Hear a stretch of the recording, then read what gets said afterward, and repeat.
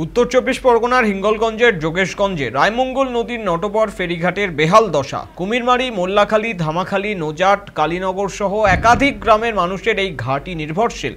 প্রতিদিন হাজারো মানুষ এবং স্কুল কলেজ পড়ুয়া থেকে শুরু করে নিত্যযাত্রীরা এই ঘাট দিয়ে যাতায়াত করেন, কিন্তু ঘাটে নেই কোনো স্থায়ী জেটি। বর্ষার সময় ইটকাট ভাঙা ইলেকট্রিক পোস্টের ওপর দিয়ে পারাপার করতে হয়।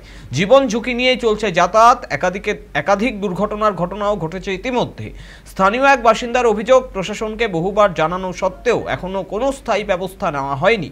এ প্রসঙ্গে পঞ্চায়েত প্রধানের বক্তব্য, দ্রুত ব্যবস্থা নেওয়া হবে। এখন স্থানীয়দের দাবি, জেটি ঘাট নির্মাণ করা হলে উপকৃত হবেন হাজারো মানুষ আর দুর্ঘটনার আশঙ্কা অনেকটাই কমে যাবে।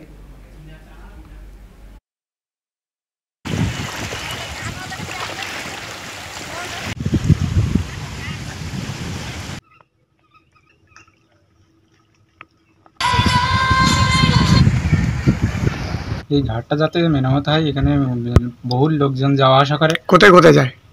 মোল্লাখালী, আমতলী, কুমিরমারি, কৈজালি, বিভিন্ন জায়গায় যায়। কিসে যায়? বোটে যাওয়া হয়। কোন ঘাট এটা? এটা নটবর ফেরিঘাট। এখানে বর্ষা বাদলা হলে প্যাসেঞ্জারের খুব অসুবিধা। অনেক ক্ষেত্রে দেখা গেছে যে প্যাসেঞ্জার পুড়ে অনেকের হাত পা ভেঙে গেছে। তা যাতে এই ব্যবস্থাটা করতে পারেন। ওগুলো সাধারণত ভাটাবেলায় একটু অসুবিধা, জ্বর হলে কোনো অসুবিধা হয় না। আমরা চিন্তা ভাবনা করেছি, নিজের ব্লক দিয়ে করা যায়, সঙ্গে কথা বলেছি, উনিও যাবে।